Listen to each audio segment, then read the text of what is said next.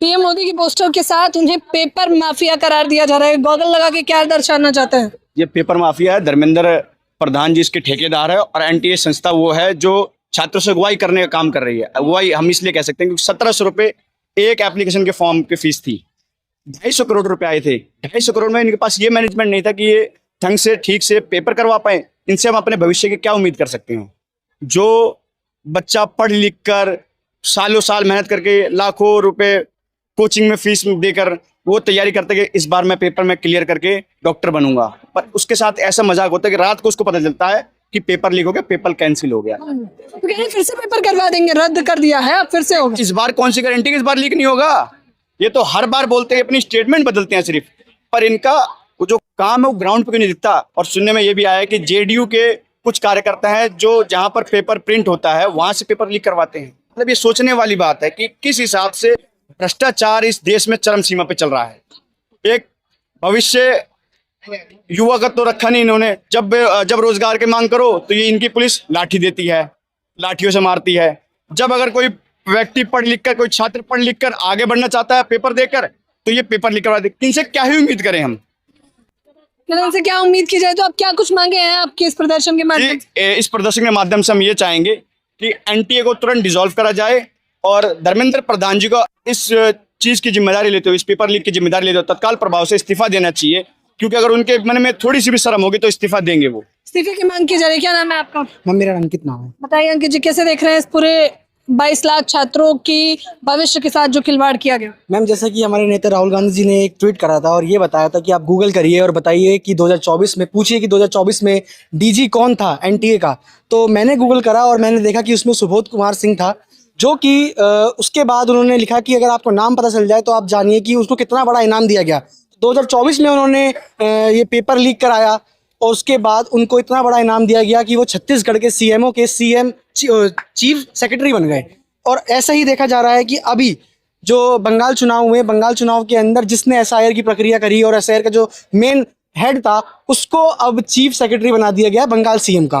तो मैम जो जितनी बड़ी चोरी करेगा उतना उसको इतना बड़ा इनाम दिया जाएगा मोदी सरकार के खिलाफ, मोदी सरकार के द्वारा। और हमारे जो ये अभी पेपर लीक हुआ है इसमें भी लेकिन इस बार चेकिंग, एनटीए ने पूरा आश्वासन दिया था कि कुछ नहीं होगा, निश्चिंत रहिए। बैग, पेन, पेपर, यहाँ तक घड़ी और गले में अगर कुछ पहना हुआ है वो धागा कलावा तक उतरवा दिया गया इस बार। तो मैम एनटीए के वो जो नीट का जो पेपर होता है उसमें खाली टिक मार्क होते हैं। आपको जब पेपर पहले मिल जाएगा तो आप पहले ही देख लोगे कि इसका आंसर क्या है, किसका आंसर क्या है।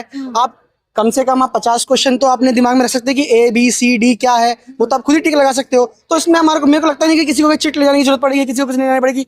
और जिसके पास पैसा है वो अपना पेपर पहले देख लेगा, उसके बाद पेपर दे देगा। अभी हमारे राजस्थान के एक बीजेपी नेता है दिनेश करके, उनका नाम सामने आ रहा है साफ साफ, और वो राजस्थान के एजुकेशन मिनिस्टर के बहुत खास बताए जा रहे हैं।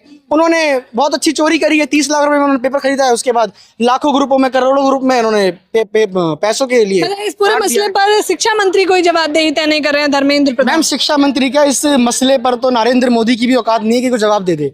राहुल गांधी के आगे खड़े हो जाए किसी का, बीजेपी का कोई नेता, धर्मेंद्र प्रधान हो, चाहे अमित शाह हो, चाहे नरेंद्र मोदी हो, मैं आपको बता सकता हूं कि इन लोगों के बस की कुछ नहीं है। और मैं सारे जेनजी से बोलना चाहता हूं आपके चैनल के माध्यम से कि प्लीज ऐसी चुनी हुई सरकारों से बचे और अपना भविष्य उज्जवल करने के लिए दूसरी सरकार लाए, कांग्रेस सरकार लाए, जो आपके लिए बात कर रही है, जो आपके लिए लड़ रही है। आज हम लोग इधर 40 डिग्री सेल्सियस गर्मी में हम लोग प्रोटेस्ट कर रहे हैं सिर्फ इसलिए कि लोगों को पता चले कि ये सरकार के खिलाफ जो काम हो रहे हैं वो हम लोग कैसे कर रहे हैं। धन्यवाद।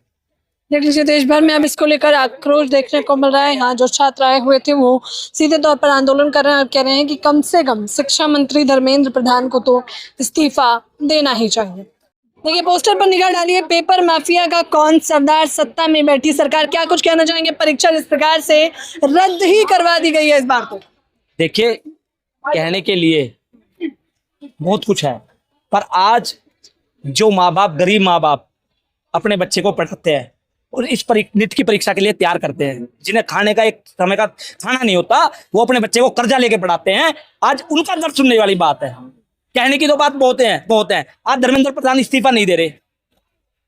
इस्तीफा तो बहुत बड़ा मांग लिया आपने, वो तो बयान भी नहीं दे रहे, ट्वीट भी नहीं कर रहे हैं। मैं बता तो रहा हूं आपको, इस्तीफा हमने इसलिए मांग रहा है, यूपीए की सरकार में कोई भी मंत्री के यहाँ, रेल मंत्री हो, क्या फिर रक्षा मंत्री हो, या फिर गृह मंत्री हो, या फिर कोई शिक्षा मंत्री हो, किसी के भी यहाँ कोई भी फॉल्ट होता था तो वो अपनी जिम्मेवारी लेता था।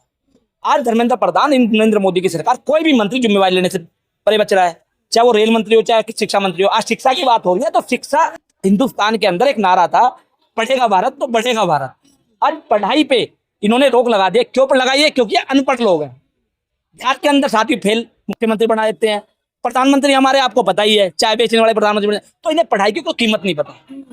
22,71,000 नीट के जो एग्जाम देने वाले बच्चे थे, उनका भविष्य आज अंधकार के अंदर है। फिर से करवा देंगे एग्जाम। नहीं, उन्होंने कह दिया फिर से करा देंगे एग्जाम। फिर से आपने देखा होगा इस 98 बार पेपर लीक हुआ है, और जब जब एग्जाम हुआ है, जिस अपेक्षा से बच्चों ने तैयारी की थी, उससे भी टफ 89 बार हुआ है, 90 कम नहीं तो 90 बार। 90 बार हो गया है, 93 सॉरी। तो उस जो उनकी अपेक्षा होती थी उससे ज्यादा टफ पेपर आता है। जब उससे ज्यादा टफ पेपर आता है तो बच्चा काम नहीं कर पाता। और मैं आपको बता दूं ये पेपर लीक हुआ क्यों है। उद्योगपति जो है, बड़े बड़े उद्योगपति है, उनके बच्चों ने इसमें पार्टिसिपेट किया हुआ था, फॉर्म भरे हुए थे, उनके लिए पेपर लीक हुआ है। 10 लाख से लेकर 30 लाख तक का इसका रेट है। और सबसे दुर्भाग्य की बात क्या है, जिस संस्था के यहाँ से, एनटीए के यहाँ से पेपर लीक हुआ, उसे ये नहीं पता कि तेरा पेपर लीक हो चुका है। एनटीए ने तो जिम्मेदारी ले ली, धर्मेंद्र प्रधान गायब है। अच्छा, जिम्मेवारी ले ली, पर उन्हें पता था क्या कि तुम्हारा पेपर लीक हो चुका है? उन्हें जो स्टूडेंट हैं उन्होंने बताया कि आपका पेपर लीक हो चुका है। जिम्मेवारी आपने ले ली। जिम्मेवारी अगर मान लो कल 22,71,000 में से एक बच्चा भी अगर सुसाइड कर लेता है, उसका जिम्मेवार कौन होगा? कौन जिम्मेवार होगा? 1700 रुपए फीस है, ये कहते फीस लेते। अगर बच्चा वहां जाके, मान लो दिल्ली में किसी का सेंटर पड़ा हो, 1%, दिल्ली में किसी सेंटर पड़ा हो बिहार के बच्चे का, वो दिल्ली में आके 10 दिन पहले रहना शुरू कर दे और अपनी तैयारी शुरू कर दे। खर्चा होता है, गरीब बच्चा है, 500 रुपए उसकी जेब में नहीं होते, फिर भी वो रह के अपने माँ बाप उसके कर्जा लेके पढ़ा रहे हैं। और जब वो पेपर लीक हो जाए, 10 दिन के बाद वो अपने घर जाने के पैसे ना हो और वो अपनी आत्महत्या कर ले, किसी बस के नीचे आ जाए, कहीं फांसी लगा ले, तो उसके जिम्मेवार धर्मेंद्र प्रधान हो गया या एनटीए होगी? आप बताइए मेरे को, बताइए। नहीं, जिम्मेदारी तो लेकिन कोई नहीं ले रहा। आप सोचिए इतना बड़ा मसला हो गया, बड़ी जिम्मेदारी 24-26 लगातार देखने को मिल रहा है। सबसे बड़ी जिम्मेदारी प्रधानमंत्री को लेनी चाहिए। उन्हीं का मंत्री धर्मेंद्र प्रधान की विफलता है जो इतनी लापरवाही संस्था को, इतनी बेपरवाह संस्था को इन्होंने ये इतना बड़ा काम दिया, देश का भविष्य थोप दिया। वैज्ञानिक बनते हैं डॉक्टर बनके, वैज्ञानिक आप समझते हैं कितने MBBS करके डॉक्टर अब इंसानों की जिंदगी बचाते हैं।